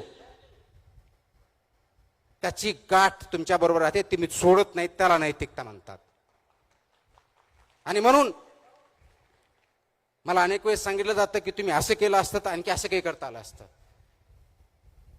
एखादा व्यक्ती आहे, तो शिक्षक आहे, प्राध्यापक आहे, प्रिन्सिपल आहे, त्याच्या कॉलेजमध्ये ऍडमिशन होत आहेत आणि मेरिट नुसार एक्स व्यक्तीचा नंबर लागतोय, परंतु त्याला कोणीतरी पैसे देतोय, कोणतरी संस्था सांगते किंवा कुणातरी फोन येतोय, दबाव येतोय, म्हणून तो वाय व्यक्ती त्या मेरिटपेक्षा खालच्या मुलाला ज्यावेळेस ऍडमिशन देतो त्या मोमेंटला तो प्रिन्सिपल म्हणून काम करत नाही, तो फक्त बाहुलं म्हणून काम करतो. आपल्याला बाहुले नकोय, तर आपल्याला ते प्रिन्सिपल म्हणून काम करण्याची गरज आहे. आणि आपणही व्यक्ती म्हणून माझा मुलगा आहे हो, ओळखीच्या ते मदत करा, काय फरक पडतोय का बाजूला गेलेला, हेही म्हणण्याचे आपण बंद केलं पाहिजे. कारण याची सुरुवात समाजापासून होते. टाळी कधीही 2 हाताने वाजत असते. आपला हात चांगल्या गोष्टीसाठी पुढे करा, वाईट गोष्टीसाठी नाही. आपलं पाऊल, आपला प्रवाह योग्य आहे की नाही ते विचारा. योग्य असेल तर पाऊल त्या दृष्टीने टाका, अयोग्य असेल तर योग्य दिशा ठरवा, त्याच ठिकाणी योग्य पाऊल उचला. भविष्य तुमचं आणि माझं असेल. एवढंच बोलतो. जय हिंद, जय महाराष्ट्र.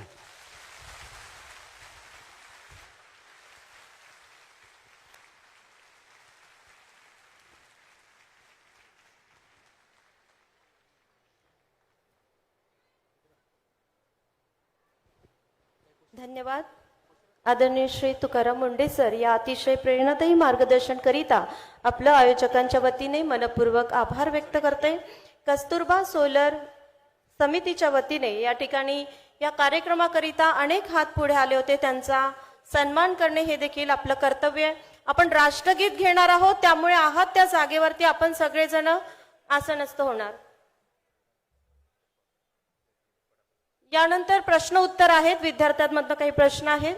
मी आदरणीय सर आपणास विनंती करते की जे जे हात या कार्यक्रमाकरिता आमच्या सोबत जुळून आले. थांबा जरा, आपण आपल्या जागेवरती बसा. कारण मला असं सांगण्यात आलं होतं की याच्यामधून काही प्रश्न आलेले आहेत, ते प्रश्न घ्यायचे, त्याचे मी उत्तर देण्याचा प्रयत्न करेल आणि त्यानंतर पुढचा काही कार्यक्रम आहे, त्यानंतर कार्यक्रमाची समाप्ती होईल. आणि राष्ट्रगीताने आपण समारोप करणार आहोत, तेव्हा शिस्तबद्ध रीतीने आपण आसनस्थ व्हा. यानंतर या कार्यक्रमाला जर आमच्याशी जे जुळून आले होते, मी आमंत्रित करते सनसाती सोलर इन्व्हर्टर गुणवत्ता, विश्वास आणि नाविन्यपूर्ण उत्पादन श्री आकाश मारोतकर यांची त्यांची संपूर्ण टीम मंचावरती येतील.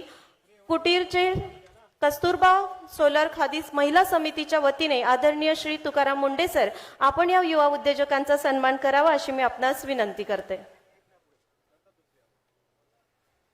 यानंतर आमचे दुसरे सहकारी होते SD Geo Testing Solutions and Consultant Private Limited. मी सहर्ष आमंत्रित करते. सनसाथी सोलर इन्व्हर्टरचा या ठिकाणी सन्मान संपन्न होतोय, ज्यांच्या उद्योगाचे आपण प्रेरणादायी चित्र. यानंतर आपण संवाद तरुणाईशी या कार्यक्रमाअंतर्गत विचार मंथन स्पर्धा घेतली होती आणि संपूर्ण महाराष्ट्रभरातनं याला जवळजवळ 550च्या वरती लेख आलेले होते.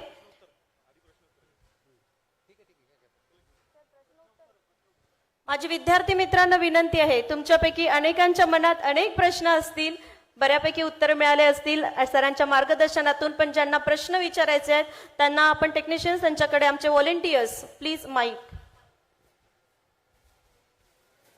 कुठे माईक कुठे आणि प्रश्न कुठे?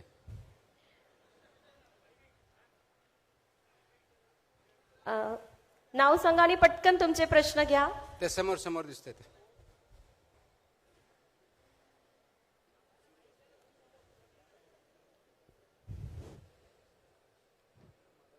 नमस्कार सर. नमस्कार सर. एक मिनिट त्यांचं होत आहे. आजच्या शालेय वातावरणामध्ये, शालेय जीवनामध्ये 2.5 वर्षाच्या मुलापासून प्री प्रायमरी स्टेजला जो मोबाईल दिला गेलाय प्रायमरी लेवलला, तो योग्य आहे का? आणि गुणवत्तेवर जे बोलल्या जातं, शिक्षकांना जो दोष दिला जातो समाजात, तो सुद्धा योग्य आहे का? गव्हर्नमेंटची पॉलिसी योग्य आहे का? अशैक्षणिक कामं शिक्षकांना दिली जातात आणि शिक्षकांच्या नावानेच ओरड केली जाते, इथे योग्य आहे का? इथे विचार करण्याची दिशा कोणाला द्यायची, का म्हणून द्यायची? गव्हर्नमेंटचं धोरण हे व्यवस्थित असावं. प्रश्न समजला. Thank you sir. मला प्रश्न ऐकल्यानंतर असं वाटलं की विद्यार्थी कमी आणि शिक्षक जास्त आहेत इथे. हरकत नाही, गुरुजन जास्त असणं गरजेचं आहे आता सध्याच्या काळात. पहिला प्रश्न आपला असा आहे की जे लहान वयापासून मोबाईल दिले जातात ते योग्य आहेत का? जगामध्ये याच्यावरती खूप मोठ्या प्रमाणात रिसर्च झालेला आहे. पर्टिक्युलरली नॉर्वेजियन ज्या कंट्रीज आहेत, स्वीडन सारख्या, याच्यामध्ये रिसर्च अंती हे प्रूव्ह झालेलं आहे की डिजिटल एज्युकेशन जे आहे आणि आपलं ट्रेडिशनली आपण ज्यांना लिहिणं, वाचणं, रायटिंग स्किल्स या ज्या आहेत, या डिजिटल एज्युकेशनपेक्षा बेटर आहेत. कारण लिहिण्याची कला किंवा रायटिंग स्किल्स, रीडिंग स्किल्स ह्या डिजिटलमुळं कमी झालेल्या आहेत. हा त्याचा संशोधनांती निष्कर्ष निघलेला आहे. म्हणून गरज कशाची आहे तर शिकवण्याची, रायटिंग स्किल डेव्हलप करण्याची, लर्निंग, रीडिंग आणि लर्निंग आउटकम आणण्याची त्यासाठी गरज आहे. त्याच्यामुळं माझं वैयक्तिक मत असं आहे की एका पर्टिक्युलर एजच्या खाली डिजिटल एज्युकेशन हे देता कामा नये. डिजिटल हे माध्यम आहे, ते साध्य होऊ शकत नाही, साधन आहे. दुसरा प्रश्न आपण विचारला की शिक्षकांना शिक्षणा व्यतिरिक्त जे कामं दिले जातात त्याच्याबद्दलचा.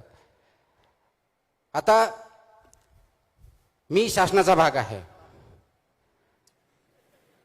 परंतु शिक्षण विभागामध्ये नाही आहे. त्याच्यामुळे माझं जे काही उत्तर असेल ते वैयक्तिक स्वरूपाचे, शासनाचा याच्याशी काही संबंध नाही आहे. हे जे नॉन शैक्षणिक काम आपण म्हणतो ते कोणते आहेत? उदाहरणार्थ आपण म्हणतो की सेन्सस करायचं, निवडणूक कारनाम्यामध्ये आपण काम करायचं. हे काम 10 वर्षापासून आलेत, 15 वर्षापासून आलेत, 20 वर्षापासून आलेत का पहिल्यापासून होते? मग नवीन कामं कसे झाले? हे नवीन कामं कसे झाले? नवीन कामं नाहीत, हे पहिल्यापासूनच होते. येस, आय अंडरस्टँड की याचा परिणाम होतो. त्याच्यापेक्षा योग्य प्रश्न काय आहे? कारण मी जिल्हा परिषदेला सीईओ म्हणून 2 ठिकाणी काम केलेलं आहे, महानगरपालिका 3 ठिकाणी म्हणून काम केलेलं आहे, जिल्हाधिकारी म्हणून 2 ठिकाणी काम केलेलं आहे. म्हणजे कमीत कमी 4 आणि 3 7 आणि 2 9 ठिकाणी शिक्षण व्यवस्था चालवण्याचा याच्यामध्ये भूमिकेमध्ये मी राहिलेलो आहे. मला आठवतं की मी ज्या शाळेत शिकलो, जिल्हा परिषद शाळेत होतो, त्या शाळेमध्ये तेव्हाच्या शिक्षकांचे अजूनही मला नाव आठवतात. माझ्या पुस्तकामध्ये त्याचा उल्लेख पण आहे की माझे जे प्रायमरी शिक्षक श्री लाड होते, श्री मस्के होते, या गुरुजींनी मला त्या काळात शिकवलं ज्यावेळेस पुस्तकं सुद्धा अवेलेबल नव्हते. ते गावात राहायचे आणि ते फक्त विद्यार्थ्यांचे शिक्षक नव्हते, ते गावांचे जवळजवळ शिक्षक आणि गायडन्स होते. आपल्याला नॉन शैक्षणिक कामं जास्त वाटतात. आपला ज्या ठिकाणी कार्याचं स्थळ आहे त्या ठिकाणी जाण्या आणि येण्यामध्ये किती वेळ जातो? डिस्ट्रिक्टच्या हेडक्वार्टर किंवा रिजनलच्या हेडक्वार्टरमधून जाण्या येण्यामध्ये तो वेळ आपण अध्ययन आणि अध्यापनामध्ये घालतो का? विद्यार्थ्यांचा स्क्रीन टाईम बद्दल बोलतो, स्वतःच्या स्क्रीन टाईम बद्दल काय?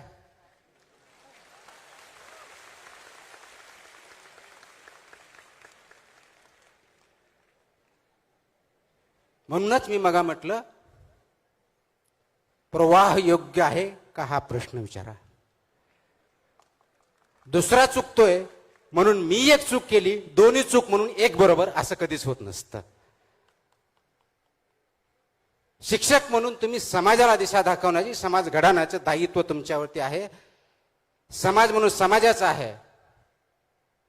परंतु फक्त शिक्षकांना दोष देतात. जेवढं चुकीचं आहे तेवढंच ते बरोबर पण आहे.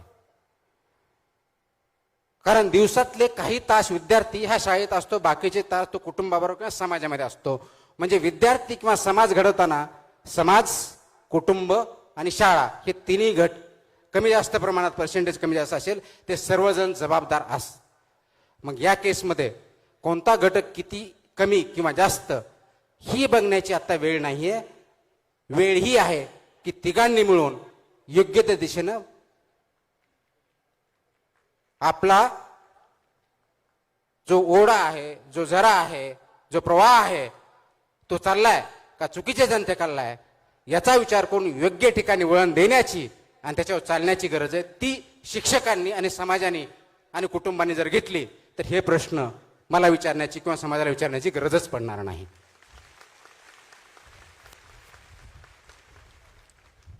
सर नमस्कार. नमस्कार. सर ॲक्च्युली आपलं जे आतापर्यंत पूर्ण भाषण म्हणजे जे काही आपण ज्ञान दिलेलं आहे त्यामधून तर हेच लक्षात आलेलं आहे की जगामध्ये तोच व्यक्ती नाव सोडून जातो जो समाजाकरिता काहीतरी करून जातो. जसं शिवाजी महाराज झाले, आपले राष्ट्रसंत तुकडोजी महाराज झाले, गांधीजी झाले. सर पण समाजाकरिता आज समाजामध्ये काय आहे की प्रत्येक जण आपल्याकडे काय मिळणार हे बघत असतोय, परंतु तो हे ना बघत की समाजाकरिता आपण काय कॉन्ट्रीब्युट करतोय किंवा समाजाला आपण काय देऊ शकतोय. जसं मॅडमनी आताच काही वेळांपूर्वी आपल्याला प्रश्न विचारा. सर माझा प्रश्न हा आहे की आपण जी समाजामध्ये जागृती आणतोय की आपल्याला फक्त आपला विचार न करता समाजाकरिता विचार करायला पाहिजे, काय हे खरंच शक्य होईल का?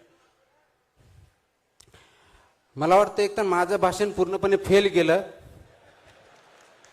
किंवा त्याचा खरोखरच परिणाम झाला. दोन्हीपैकी एक काहीतरी झालं, अर्धवट काही नाही झालं. हे चांगली गोष्ट आहे. समाजामध्ये बदल घडण्यासाठी सुरुवात स्वतःपासून करावी लागेल.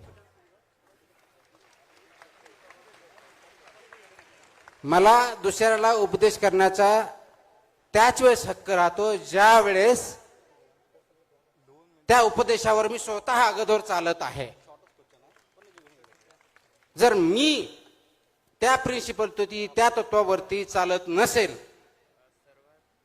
तर तुम्ही असं करा म्हणण्याची माझ्यात ताकद नसते, मॉरल नसतं. तो फक्त खोकला असतो. समाजामध्ये खोकलणारे भरपूर असतात, कुटुंबातही असतात.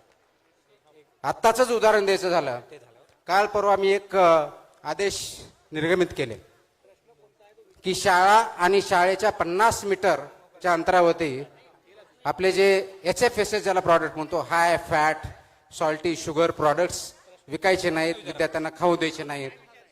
त्याच्यावरती चर्चा बऱ्यापैकी सुरू झाली. त्याच्यामधला असा एक प्रश्न आला, शाळेतल्या कॅन्टीन पुरतं ठीक आहे हो, पण 50 मीटरची काय गरज होते? बरोबर आहे. आणि याच्यावरती काही टीका झाल्या, काही जणांनी अप्रिशिएट केलं. या दोन्ही बाजू माझी ऐकण्याची तयारी पाहिजे, कारण मला जर समजून घ्यायचंय तर मी ऐकून घेण्याची तयारी पाहिजे.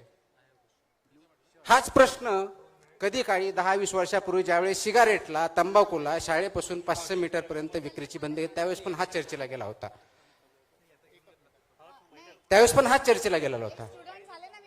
थांबा ऐकून घ्या. आज ऑलमोस्ट ती बऱ्यापैकी आपण इम्प्लिमेंट केलेलं आहे. गरज काय आहे? आज भारत स्वतंत्र झाला त्यावेळेस देशामध्ये ज्याला डिजीज बर्डन म्हणतो, रोगांचा प्रादुर्भाव जो होता तो कम्युनिकेबल डिजीजेसचा होता 70% आसपास. 70% म्हणजे जे व्हायरस, म्हणजे ज्याला बॅक्टेरियल डिजीजेस म्हणतो कम्युनिकेबल, त्याच्या मार्फत होत होता. आज त्याचं प्रपोर्शन उलट झालेलं आहे. 70%च्या आसपास नॉन कम्युनिकेबल डिजीजेस झालेले आहेत आणि कम्युनिकेबल डिजीजचं प्रमाण कमी झालेलं आहे. आता हे नॉन कम्युनिकेबल डिजीज कोणतं? मग ओबेसिटी, मोठेपणा, BP, sugar, heart attacks, cancer. बऱ्याच वेळेस असं ऐकतो की माझ्या मुलानं, माझ्या नवऱ्यानं कधी तंबाखू खाल्ली नाही, सिगरेट पिली नाही, त्याला कोणतं व्यसन नाही, इव्हन चहा सुद्धा पित नाही, तरी त्याला हार्ट अटॅक आला, त्यांना कॅन्सर झाला. आणि याच्यावर उत्तर हेच असतं की याचं काही कारण सांगता येत नाही. त्याचं कारण आपण जे खातो आणि राहतो त्याच्यामध्ये.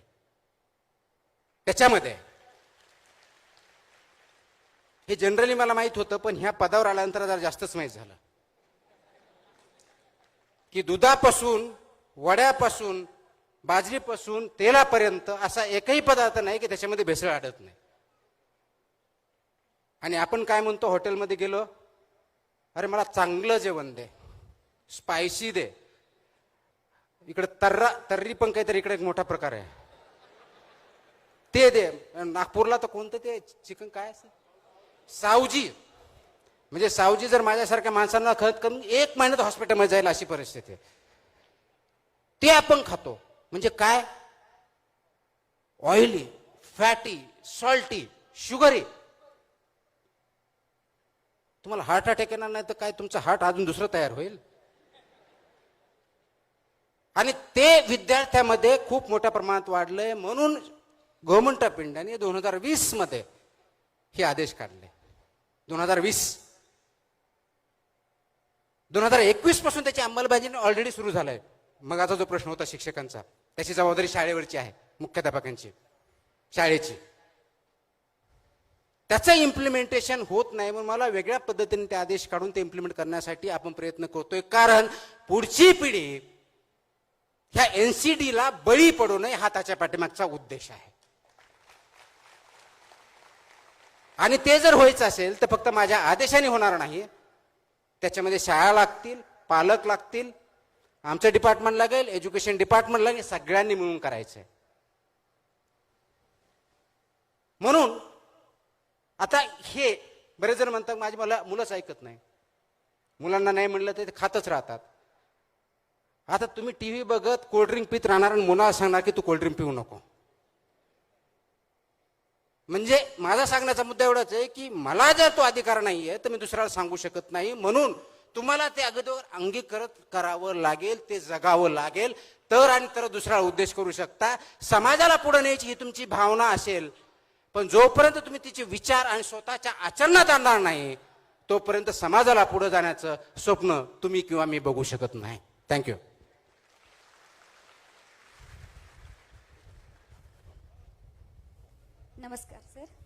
नमस्कार सर, मी तेजस्विनी. माझ्या कोणत्या उजव्या डाव्या बाजूला? स्ट्रेट सर, अगदी समोर. ओके, बोला. सर, माझं वय 50 वर्ष आहे. मी पालक म्हणून इथे आले आहे. स्वतःला अजूनही तरुण समजते म्हणून इथे आहे. माझा एक प्रश्न आहे की पालक म्हणून मुलांसाठी रोजच्या जीवनात काय महत्वाच्या गोष्टी आवर्जून कराव्यात? आपल्याला सर्वात चांगल्या गोष्टी ज्या द्याव्या वाटतात किंवा सांगाव्या वाटतात त्या स्वतःच्या कृतीतून त्या अगोदर करायच्या असतात. उदाहरणार्थ, आपण मुलांना सांगतो खोटं बोलू नको. बरोबर आहे. पण शाळेला एका दिवशी आपल्याला सुट्टी पाहिजे असं तर सांगतो की आपण सांगू उद्या तू आजारी होता म्हणून. म्हणजे खोटं बोल, खरं तर प्रिन्सिपल पाहिजे पण ते खोटं बोलून शिकवतोय आपण. तर मुलांना जे जे व्हॅल्यू द्या, पैसे देऊ नका, त्यांना सक्षम करा. कशाचं?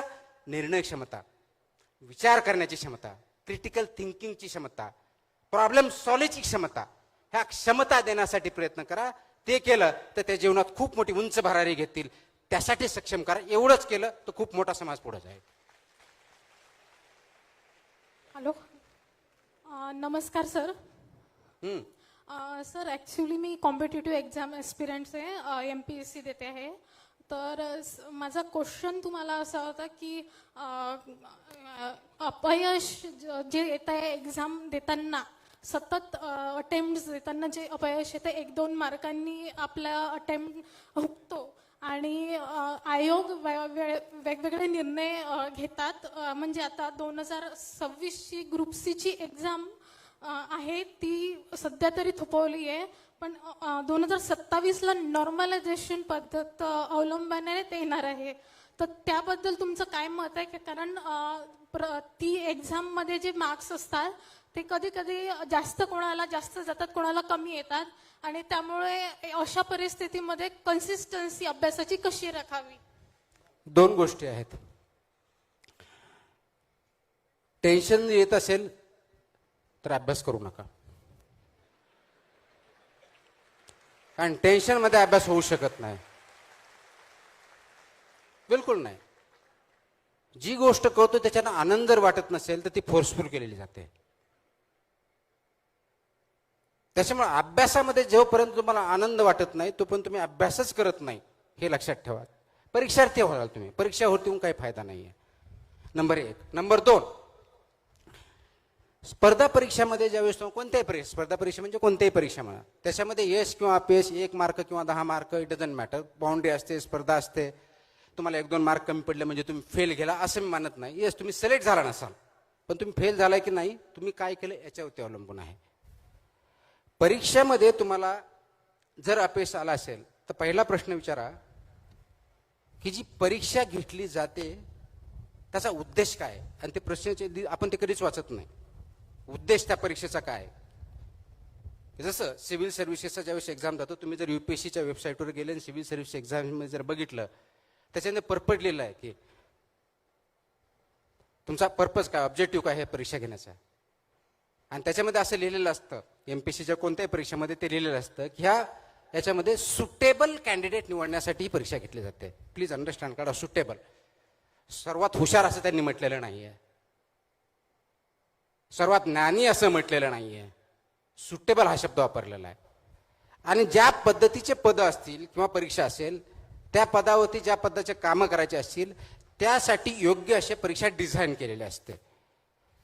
मग तुमचं नॉलेज कुठं तपासलं जातं? जी प्रिलिमिनरी परीक्षा किंवा CSAT जे काही पहिली परीक्षा त्याच्यामध्ये तपासलं जातं. ती पास झालं म्हणजे तुम्ही मिनिमम क्वालिफाईड आहात, त्याचा अर्थ होतं की मिनिमम तुमच्याकडे नॉलेज आहे. त्याच्या पुढची जी ऍक्च्युअल परीक्षा असते ज्याच्या आधारे सिलेक्शन होतं, त्याच्यामुळे तुमची सुटेबिलिटी चेक केली जाते. मग सुटेबिलिटी कोणती? आता मलाही त्यावेळेस प्रश्न पडायचा ज्यावेळेस मी परीक्षा करायचो, हे लँग्वेजमध्ये एसे लिहून काय मला IAS होऊन एसे लिहायचं आहे का मला, असा प्रश्न पडायचा. पण त्याचे उत्तर ज्यावेळेस मी IAS मध्ये आलो त्यावेळेस भेटायला लागले. किंवा प्रेसी रायटिंग असतं की सारांश लेखन लिहा, मला काय करायचं काय, मला ऑथर व्हायचं का प्रेसी रायटिंग लिहायला कमी जास्त, म्हणजे असा प्रश्न त्यावेळेस पडायचा. पण त्याचे उत्तर आता भेटतात, कारण ज्यावेळेस आम्ही पॉलिसी ड्राफ्ट करतो, GR काढतो, त्यावेळेस कमी शब्दात लोकांपर्यंत कम्युनिकेट करण्यासाठी तुम्हाला 100 पानाचं तुम्हाला 2 पानात करता येतं का, हे त्यासाठी उपयोग पडतं. मग परीक्षा त्या पद्धतीने डिझाईन केलेली असते. तर ही डिझाईन ज्यावेळेस केली ती सुटेबिलिटी चेक केली जाते, आणि म्हणून ती परीक्षा ज्या पदासाठी आहे तशा प्रकारचे क्वेश्चन डिझाईन केले जातात. फक्त तुमचं नॉलेज चेक केलं जात नाही, माहिती चेक केली जात नाही, कारण ते 20, 30, 40% माहितीचे प्रश्न असतात, बाकीचे अनालिटिकल प्रश्न असतात. आणि त्याचं उत्तर तुम्ही करेक्ट किंवा इनकरेक्ट नसतं, योग्य किंवा अयोग्य असतं. बेस्ट, बेटर, गुड, ॲव्हरेज अशा प्रकारचे उत्तर असतात. तर परीक्षेची नेचर तुम्ही अगोदर समजून घ्या आणि त्यानंतर अभ्यास करा. पहिलं टेन्शन घेऊ नका. आनंद जर वाटत नसेल तर म्हणजे you are not suitable for that exam किंवा त्या स्टडी करायला सुटेबल नाही, ते पहिलं लक्षात घ्या. दुसरी गोष्ट, त्या पदासाठी आपण न्याय देणार आहोत का? ते पद आपल्याला न्याय देणार आहे का हे नका विचारू, त्या पदाला आपण न्याय देणार का हे विचारा. आणि ते जर योग्य वाटत असेल, ती भूमिका जर तुम्ही समजून घेत असाल आणि योग्य वाटलं तर त्यासाठी तयारी करा. आणि हे करत असताना अगोदर सिलेबस वाचू नका. मी रिपीट करतो, बऱ्याच जण असं बोललं की काहीतरी विचित्र बोलतो असं वाटतं. मी विचित्र नाही बोलत, मी खरं सांगतोय. सिलेबस वाचू नका, अगोदर परीक्षाचं नेचर समजून घ्या, त्यानंतर प्रश्नपत्रिकाचा अभ्यास करा. त्यानंतर प्रश्नपत्रिकेचा अभ्यास करा, प्रश्नपत्रिकेचा अभ्यास केल्यानंतर सिलेबसचा अभ्यास करा. आणि मग प्रश्नपत्रिका जशी असते, त्याचं स्वरूप असतं, त्या अनुषंगानं अभ्यासाला सुरुवात करा. तुम्ही किती पुस्तक वाचले, किती वेळ अभ्यास केला, हे तुम्हाला परीक्षेत कुणीही विचारणार नाही किंवा मार्क देणार, त्याच्यावर बघणार नाही. तुम्ही जर लिहिलं मी 15 तास केलं तरी तो काय मार्क देणार नाही. तो फक्त उत्तर काय लिहिलं आहे, कसं लिहिलं आहे, योग्य की अयोग्य आहे, याच्यावरती मार्क देणार आहे. तर तुम्हाला बेस्ट आन्सर लिहिता आलं पाहिजे. ही जर करण्याची आपली तयारी असेल तर आपण ती स्पर्धा परीक्षा द्यावी, अन्यथा दुसरा मार्ग आपला जो घडतो तो चूज करावा. त्याच्यामुळं फ्रस्ट्रेट होण्याचं कारण नाही. सुटेबिलिटी आहे की नाही चेक करा. आणि हे करत असताना आपण जे करतोय ते आनंदाने करायला गेलं तर त्याच्यामध्ये आपण जे 10 तासात करू शकत नाही टेन्शन मध्ये, ते 1 तासात होऊ शकतं. म्हणून अंडरस्टँडिंगने करा. रोट लर्निंग 10 तास, आईवडिलांचं प्रेशर हे असेल, सगळ्याकडे असेल. मुक्त मनाने करा. जर ते मुक्त मनाने करता आलं नाही तर there will be problems.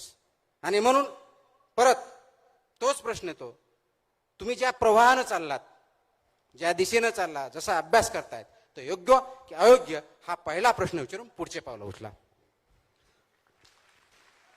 Last question from this side. नमस्कार साहेब, मी ग्रामीण पाणी पुरवठा जिल्हा परिषद यवतमाळमध्ये कनिष्ठ भूवैज्ञानिक म्हणून कार्यरत आहे. सर, माझा प्रश्न असा आहे की यंत्रणेमध्ये काम करत असताना लोकांभिमुख काम कसं करता येईल? कारण नवनियुक्त असताना अनुभव राहत नाही, अधिक मतलब हे घेण्याची क्षमता नाही राहत, निर्णय घेण्याची क्षमता नाही राहत. तर तो प्रश्न आहे सर. ज्या पदावरती आपण आहोत त्याचा उद्देश काय आहे हा प्रश्न विचारला का? हा पहिला प्रश्न. ते काम तुम्ही कराल, फाईल आल्या, तुम्हाला वरिष्ठांनी काम सांगलं, GR ने सांगितलं एवढ्या फाईल करा वगैरे वगैरे केलं, ते काम झालं. त्या पदाचा उद्देश काय? समजा वरिष्ठ भूवैज्ञानिक आहात आपण, तर मिनरल प्रोटेक्ट केलेत का? पाण्याची पातळी वरती आली आहे का? पाण्याची क्वालिटी व्यवस्थित आहे का? वॉटर कन्झर्वेशन होत आहे का? हा रोल आहे. तो रोल आपण आयडेंटिफाय करून त्या दृष्टीने जर काम करायला सुरुवात केली तर अडचणी येतील. मग तिथंच आपलं कॅरेक्टर सिद्ध होतं. फ्लो योग्य की अयोग्य, दिशा योग्य की अयोग्य, आपण घेतलेला निर्णय योग्य की अयोग्य. कुणीतरी टीका करतंय म्हणून त्याच्यामुळे बघायचं नाही, योग्य की अयोग्य बघायचं. आणि ती आपल्या भूमिकेशी सुसंगत, आपल्या म्हणजे त्या पदाच्या भूमिकेशी सुसंगत आहे का, हे जर बघितलं तर बऱ्याच प्रेशरला आपण टाळू शकतो, कन्व्हिन्स करू शकतो. आपल्याला काही इंटरॅक्शन होईल, पुल्स प्रेशर येतील, तर जे स्टेक होल्डर म्हणतात त्याला, त्या स्टेक होल्डरवर इंटरॅक्शन करण्याची आणि त्यांना उत्तर देण्याची, कन्व्हिन्स करण्याची ताकद पण आपल्यामध्ये आली पाहिजे. आणि ती त्याच वेळेस येते ज्यावेळेस आपल्यामध्ये मॉरल करेज असतं, नीतिमत्ता असते. ती नीतिमत्ता राखली आणि राईट अप्रोच ठेवला तर त्या प्रश्नाचे उत्तर ऑटोमॅटिक भेटते. Last question. Yes here. Sir, I wanted to ask that I can't actually see and I am here as a student. I am blind and I wanted to know that that how can there are many blind people, many people who have troubles and difficulties in life. So I wanted to know from you that how you will guide those people to their aspirations and their goals, and what are your views and opinions of it, and I want to be motivated from you. Thank you. Thank you for coming here and asking me the question. Disability for me is a different and special ability. आणि त्या विभागाचा मी सचिव म्हणून काम केलंय, म्हणून त्याच्यात थोडे जास्त प्रमाणात मी त्याच्याबद्दल संवेदनशील आहे, त्या बाबतीत जागरूक आहे. आणि म्हणून याच्या बाबतीत आपल्याला पुढे जाण्यासाठी एम्पॉवरमेंट करून म्हणून आपला 2016चा कायदा आलाय, त्याच्यामध्ये 4% रिझर्वेशन दिलंय. वेगवेगळ्या सेवेमध्ये किंवा सर्व्हिसेसमध्ये 5% रिझर्वेशन हा एक भाग झाला. पण उद्देश काय, तुम्हाला एम्पावर करायचं. आता AIचं युग आहे, टेक्नॉलॉजी आहे, त्याचा खूप मोठ्या प्रमाणात वापर होतोय. नवीन नवीन टेक्नॉलॉजी येत आहेत. बऱ्याच वेळ ज्यांना दिसत नाही, ज्यांना ऐकता येत नाही, ज्यांना चालता येत नाही, यासाठी वेगवेगळे टूल्स आलेले आहेत.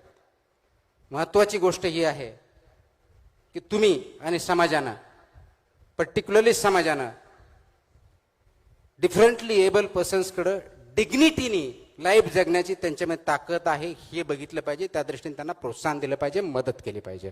कोणी आपण त्यांना मदत करतो या अंगाने नव्हे, तर त्यांना इम्पावर, सक्षम करण्यासाठी जे पावलं उचलायला पाहिजे ते केली पाहिजेत. आणि ते करण्यासाठी, अभ्यासासाठी जे टूल्स अपेक्षित आहेत ते कुटुंबानं, समाजानं आणि शासनाने त्यांना दिले पाहिजेत. आणि हे करण्यासाठी जगामधले खूप चांगले व्यक्ती हे पुढे आलेले आहेत, संस्था पुढे आलेल्या आहेत, शासन पुढे येत आहे. आज आपल्याकडं डिसेबिलिटीबद्दल खूप गैरसमज आहेत. जगाचा एक स्टडी आहे आणि ते फक्त आज आपण बघताना डिसेबिलिटी फक्त आणि फक्त फिजिकल डिसेबिलिटीज बघतो, ते सुद्धा चुकीचं आहे. इनविजिबल डिसेबिलिटी पण खूप आहेत. लर्निंग डिसेबिलिटी आहे, हिअरिंग डिसेबिलिटी आहे, इंटलेक्च्युअल डिसेबिलिटीज आहेत. आणि जगाचा असा डेटा सांगतो की जवळजवळ 15% लोक डिसेबिलिटीमुळे ग्रासलेले आहेत. आणि 15% पॉप्युलेशन आपण लूज करू शकत नाही. त्याच्यामुळं ह्या 15%चा यूज न केल्यामुळे जवळजवळ जगाचा 5% GDP हा लॉस होतोय, हा स्टडी सांगतो. इंडियामध्ये जवळजवळ तेच प्रमाण आहे. आणि म्हणून समाजाचा एक अविभाज्य घटक म्हणून डिसेबिलिटी सेक्टरकडे बघितलं पाहिजे आणि आवश्यक ते एम्पॉवरमेंटचे टूल्स त्यांना उपलब्ध करून दिले पाहिजे. त्यासाठी त्यांचे हात बळकट करणं, मन बळकट करणं आणि सपोर्ट करणं सर्व कम्युनिटीने म्हणून केलं पाहिजे. हे केलं तर तुमचे यश डेफिनेटली भेटेल, त्या दृष्टिकोनातून मला वाटतं.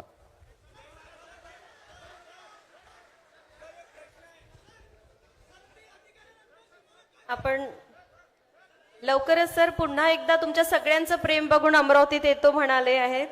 आपण लवकरच पुन्हा एकदा संवाद Thank you. आपण भेटूया नंतर. संवाद Thank you. तरुणाशी पार्ट 2 घेऊयात आपण. आदरणीय